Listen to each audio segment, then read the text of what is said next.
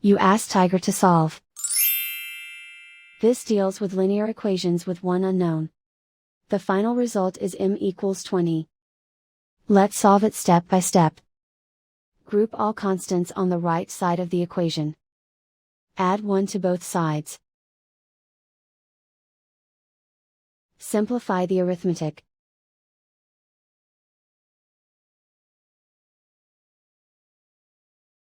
Isolate the m. Multiply both sides by 10. Group like terms. Multiply the coefficients. Simplify the fraction. Simplify the arithmetic. And so the final result is m equals 20.